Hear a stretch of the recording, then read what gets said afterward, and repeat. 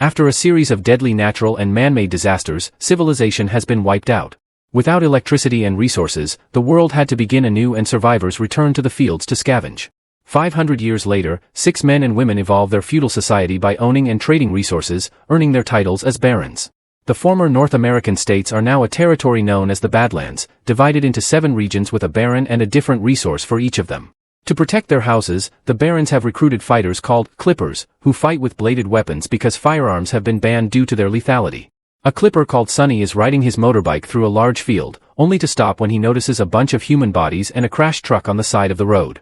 Examining the bodies, he discovers some broken chains, meaning someone escaped. Then he uses a spyglass and notices smoke coming from the forest, so he rushes there and meets a group of camping nomads.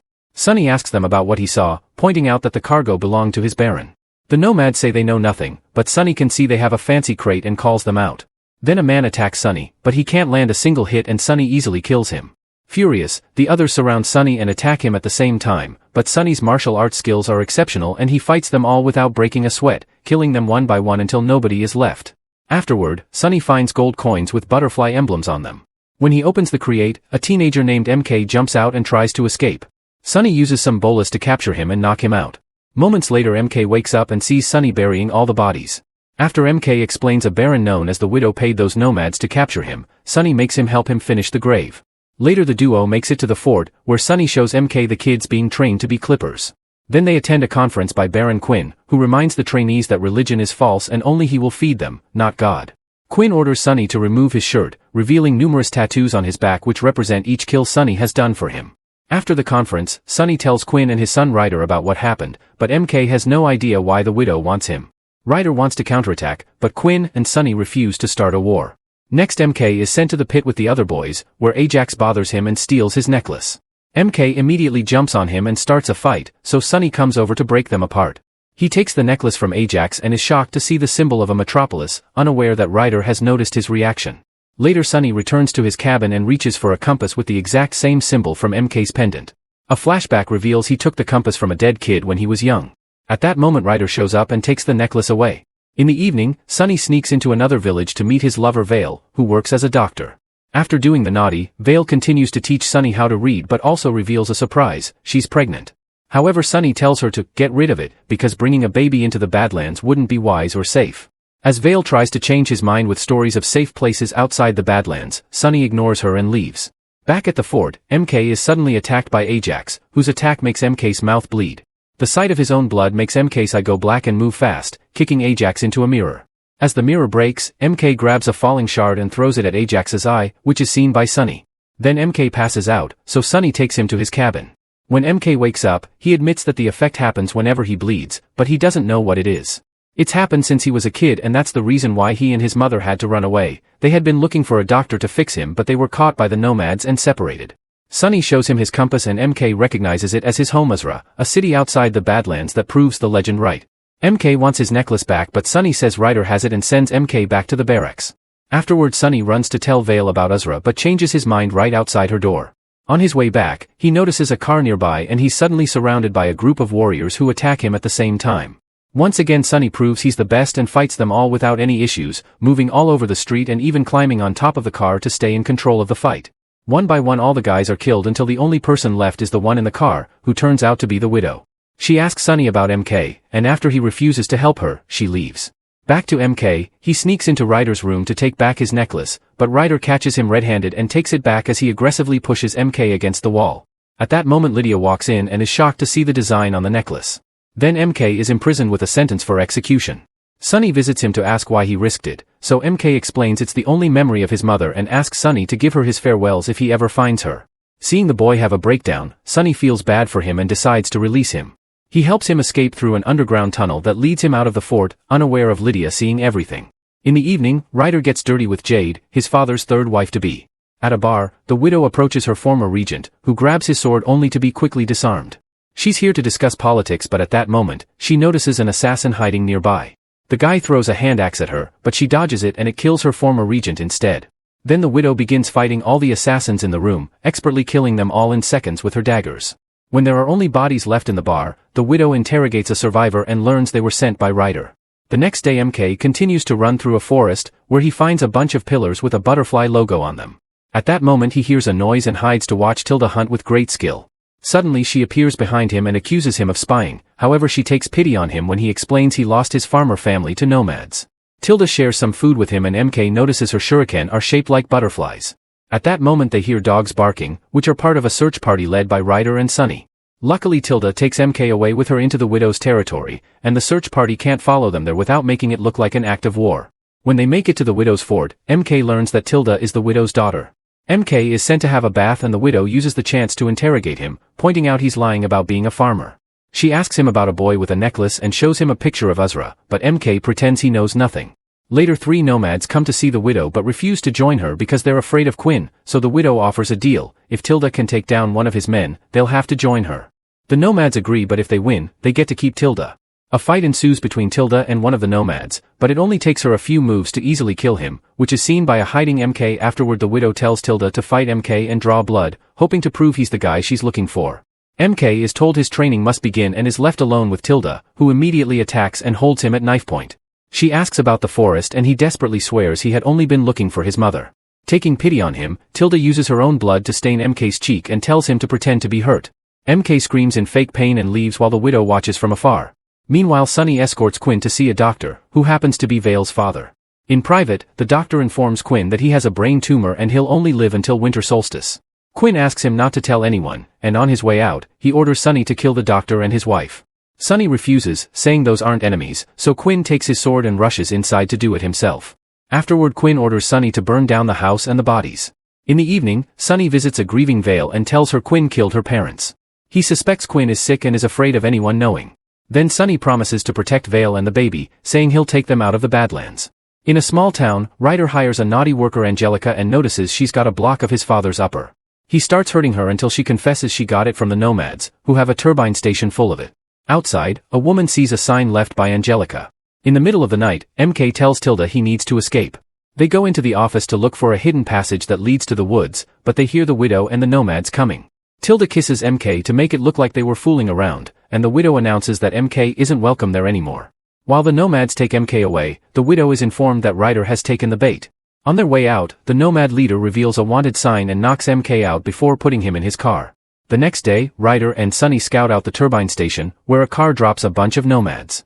While the duo enters the station, MK wakes up inside the car trunk and uses a butterfly shuriken Tilda gave him to cut off the ropes. Inside, Ryder and Sunny check the boxes and find them empty, only to then be surrounded by nomads who announce they were sent by the widow. Ryder is immediately caught in a chain and begins choking until he passes out while Sunny fights the nomads. There is a whole army of them, but Sunny is still faster, stronger, and better trained, so it's incredibly easy for him to use the station to his advantage and make quick jumps to kill them all in seconds. Then he cuts the chain to free Ryder, only to be surprised from behind by the nomad leader. Sunny is about to die when suddenly MK shows up and kills the last nomad. Then MK announces he knows a way out of the Badlands, but Sunny can't leave because Quinn would kill him.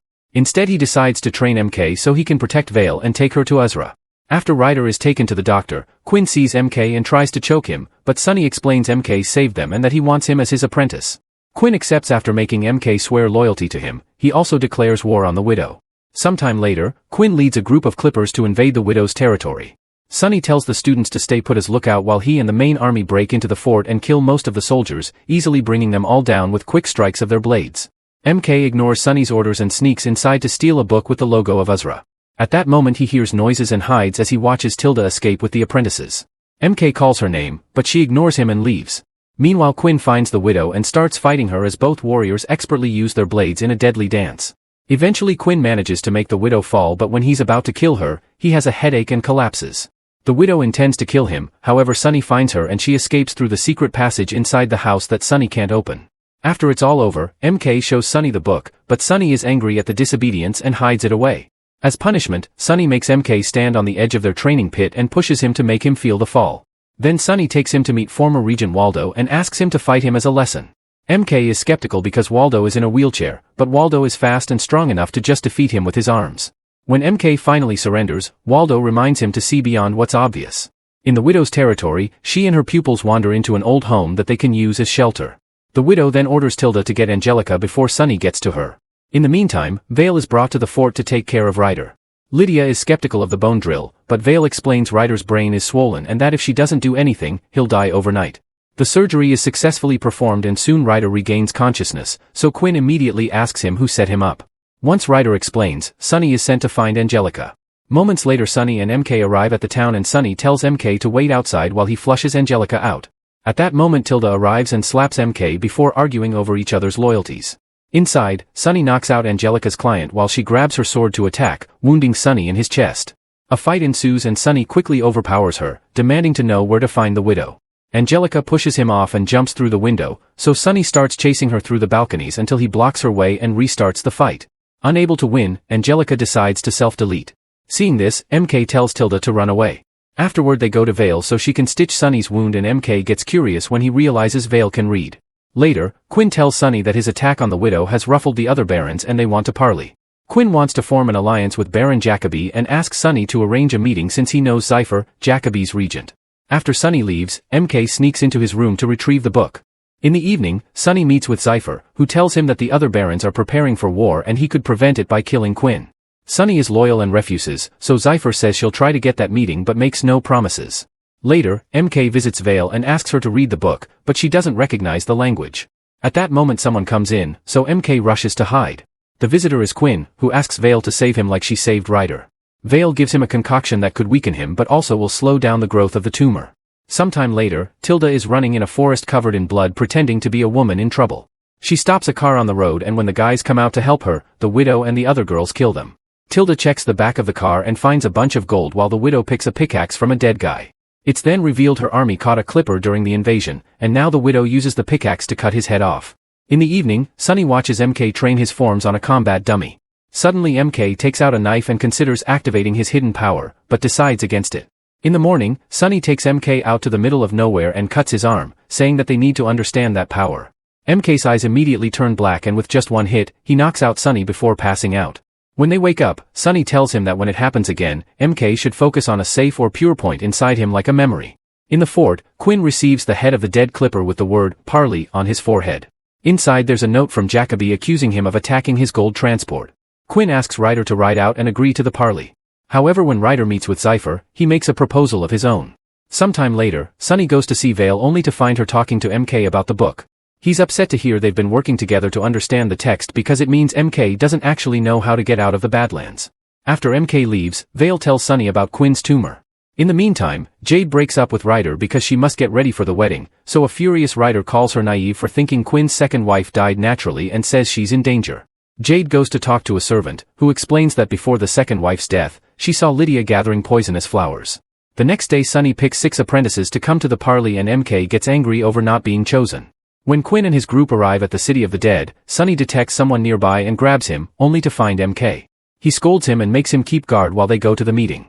Cypher brings out Baron Jacobi, who doesn't believe Quinn when he says the widow is behind everything. At that moment MK sees Tilda arrive and throw a pickaxe, so she warns Sunny just in time to stop it from killing Quinn. Then Jacobi's and Quinn's men start fighting while Sunny chases after Tilda, only to suddenly be stopped by Cypher. While they start fighting each other, MK goes after Tilda and starts fighting her too. They exchange a few hits before Tilda runs away and throws a butterfly shuriken at him, causing him to bleed and activate his power. A desperate Tilda throws a vase at him but it does nothing, then MK grabs her by the neck and throws her against the wall. Tilda manages to dodge his attacks and says his name, snapping him out of it before he passes out. Then she notices Sunny watching them, so she throws another shuriken to distract him and runs away. Meanwhile most of the soldiers have died in combat, and now Jacobi and Quinn are about to duel each other. Zephyr comes to help but she's interrupted by Sunny, who presents Tilda's shuriken to prove the widow has been manipulating them. Jacobi tells Quinn that he was the one who got on the widow's bad side, so if he wants the other barons to calm down, he must deal with her. When Quinn's group returns to the fort, they're devastated to discover that the widow and her army have killed all the clippers. A surviving housemaid explains that the apprentices were all bribed with gold.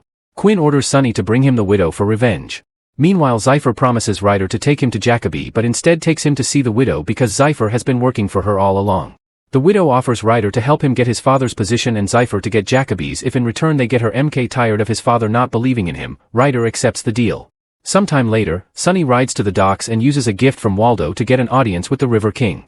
Sunny wants a way out of the Badlands and the River King points out he owed the favor to Waldo, not Sunny, so he offers a new deal. He explains had a shipment of 28 apprentices coming through but one of them killed all the others, so he wants the boy back in exchange for safe passage for Sunny. When he shows him a picture, Sunny is surprised to see MK. When he returns to the fort, Sunny continues to train MK and holds him on the edge while asking about the dead people in the boat. Suddenly MK's eyes turn black and push Sunny off the edge first, only for Sunny to wake up from the nightmare. He's at Vale's house and takes the chance to look at the book, only to discover his compass fits perfectly in a hole in the pages, which makes the arrows move. Meanwhile, the widow welcomes the several boys she freed from Quinn's fort, promising a better life. However, she also cuts their hands trying to find the boy with the secret power, but nobody reacts. At Quinn's fort, Ryder meets with Waldo to show him the necklace, and Waldo tells him to search for his grandfather because he may know something about it. Quinn tries to talk to the new recruits, but he starts feeling an unbearable headache, so he's taken back inside. Vale comes over to give him the medicine and Quinn tells her he didn't kill her parents, Sunny did. Later, Ryder visits his grandfather Penrith. At the sight of the necklace, Penrith explains it comes from Azra, a place that only exists in stories. After Ryder leaves, Penrith tells a cleric to notify the apostles in the fort that there is a Dark One there. The next day, Sunny takes 3 warriors including MK to the forest to look for clues to find the widow. MK finds a butterfly shuriken and tries to grab it, but Sunny stops him and pokes it with a stick, causing a trap to spring immediately. Then Sunny jumps into the air and kicks a large tree branch, activating all other traps in the area. At that moment they hear a scream and find that a clipper has fallen into a trap. Sunny immediately frees him, but the guy won't be able to help with the leg wounded like that. When night falls, the group stops to make camp and Sunny orders MK to be on first watch. While the others sleep, Tilda secretly approaches MK to warn him that the widow suspects he's the boy with the power and that the more he uses that power, the weaker he'll get. In fact, using too much power will eventually kill him. Tilda advises MK to escape because everyone just wants to use him for power, from the widow to Sunny himself. Suddenly, Sunny appears behind her and knocks her down to capture her. MK tries to explain it was thanks to Tilda that he controlled his power the other day, but Sunny insists on interrogating her about the widow's location. Apprentice Bale insults her to make her talk, so Tilda bites his neck. Since Tilda refuses to talk, Sunny decides to take her to the fort. In the morning, the widow and her warriors arrive and find Tilda's dagger with blue cloth on it stuck on a tree. A furious widow orders a warrior to send word to their spy in the fort to plan a rescue. At the fort, Jade brings food for Quinn only to suddenly collapse as she has a seizure. In the dungeons, Sunny asks Tilda to tell him where the widow is hiding, stating he doesn't want to hurt her. At that moment the widow shows up and brings down MK with her whip. Sunny immediately attacks her and a battle ensues as they cross blades all over the dungeon. When Sunny kicks the widow through a wall, they find themselves in an armory, where they use all their weapons available to continue the fight. After going through dozens of weapons and even a torch, Sunny finally manages to overpower the widow and severely wounds her. Meanwhile MK frees Tilda, only to suddenly be knocked out by Bale. Tilda kicks Bale in return but he throws dirt at her eyes, allowing him to grab her by the hair and start beating her up. When MK wakes up, Bale makes sure to lock up the cell so he can't interrupt his revenge for the bite. Desperate to help Tilda, MK looks at his own blood to activate his power and send Bale flying. The sound interrupts Sunny when he's about to kill Widow and they watch in shock how Bale dies as he lands on some spikes. Seeing MK out of control, Sunny rushes to his side, but the boy passes out. Using this distraction, Tilda and the widow run away. Sunny follows them through a hidden tunnel but by the time he gets outside, they're gone.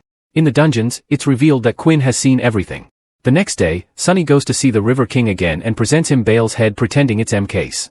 The boys look alike and the River King believes it, so he tells Sunny to come with his friends exactly at midnight or they'll be left behind. Afterward Sunny goes to Vale's clinic and says that she mustn't check on Quinn today or he won't be able to get her out. Vale asks him if he killed her parents, and when Sunny reminds her that it was Quinn, Vale gets upset because did nothing to stop him. She's unsure if she wants to escape with him and says she'll think about it. Meanwhile one of Penrith's men goes to an old cathedral to meet with 3 monks. He tells them that Penrith has found a Dark One and shows them the wanted poster. The monks go to their car with a box and head out. At the fort, Lydia is taking care of Jade, only to be interrupted by a furious Quinn. He's sure that Lydia poisoned Jade and orders her out of the fort, not believing her when she says she's innocent. Afterward the Clippers escort Lydia out of the fort and Ryder approaches her to give her back her religious icons, also saying goodbye. However Lydia tells him that he won't last a day without her before leaving. Eventually Lydia arrives at her father's home and asks for redemption as she shows the icons to prove she hasn't forgotten her roots. Penrith makes her swear she'll abandon all material possessions and that she'll never leave again, then he takes her to the frog pool for a cleansing ritual. After staying underwater for a few seconds, Lydia comes out and Penrith hugs her to welcome her back. In town, Vale is suddenly captured and taken to see the widow so she can take care of her wound. Vale gives her some medicine and starts working on the stitches. Once she's done, Vale leaves 3 small bottles for the widow, explaining that 2 of them contain poison while the 3rd is medicine. Vale will only say which one is which after she's escorted safely back to her clinic. The widow tells Tilda to take Vale home, and Tilda blindfolds her to do so. When they return to town, Vale tells Tilda that the blue bottle is the medicine and that her mother shouldn't be forcing young girls to fight for their cause, so Tilda now has the power to choose to save her or not. Back to Quinn, he confronts Sonny and accuses him of being the widow's spy while the other Clippers surround him. He makes Sonny hand in his sword and sends him to the dungeon, where he's kept chained to the bars. Afterward, Quinn calls MK and tells him that if he does whatever he says, he'll spare Sonny and bring Tilda to the fort for protection. Knowing that MK hasn't been with a woman, Quinn offers to take him to the naughty house where he can practice so he won't disappoint Tilda later. Later, Waldo tries to visit Sonny and a Clipper says it's forbidden, so Waldo hits him in the groin to make him fall and then snap his neck. Next, Waldo releases Sonny and tells him to escape before the widow attacks, making Sonny realize he's the widow's spy. Before Sonny leaves, Waldo gives him a necklace that he got from Sonny's neck when he found him as a child, and Sonny is shocked to see it's the same as MK's. In town, MK realizes something is wrong because there isn't a single person around. Quinn senses this too and tells the hiding men to come out. He isn't surprised to see Jacoby and Cypher come out, but he's devastated to see his own son has joined them. A desperate Quinn slashes MK on the right shoulder and hides while MK's eyes turn black. Jacoby tries to attack MK, but the boy easily overpowers him and throws him into a building. Meanwhile, Quinn bumps into Sonny, who immediately stabs him with his sword. On the street, Jacoby's men are overpowered and killed by MK, who is about to kill Ryder as well. Sonny stops him just in time, but MK just pushes him off while Ryder runs away. Then Cypher tries to cling to MK's legs, but he just grabs her by the hair and throws her away. At that moment, the three monks arrive and start fighting MK, using very precise strikes to hit the boy's pressure points to disable him. Sonny doesn't want them to leave with MK, so two monks start fighting him. The monks manage to hit Sonny a few times, but he's still strong enough to keep up with both of them, so the third monk decides to fight Sonny next, throwing him against the car. Using his swords, Sonny quickly retaliates and wounds the monk, who goes back to his friends and they concentrate together. Suddenly all lights go out on the streets and the monk's eyes turn dark. They attack together and overpower Sonny, who refuses to give up and attacks with his sword again. The monks break his sword and attack him in perfect coordination, beating him up before throwing him into a building. Then the monks put MK in a box and drive away while Sonny is found by a mysterious person. Later, when Vale arrives in town, he finds tons of bodies but no Sonny in sight except for his sword. In the morning, Sonny wakes up tied to a beam inside a ship. The River King shows up with Bale's head because he knows the truth, so he tells Sonny that no one double-crosses him. Since he isn't a killer, instead he'll sell him outside the Badlands. Meanwhile, MK wakes up and realizes he's also being taken out of the Badlands, but he is unable to break the box open. Make sure to subscribe our channel Cinema-Fathom and turn on notifications so you can watch more videos like this. Thanks for watching.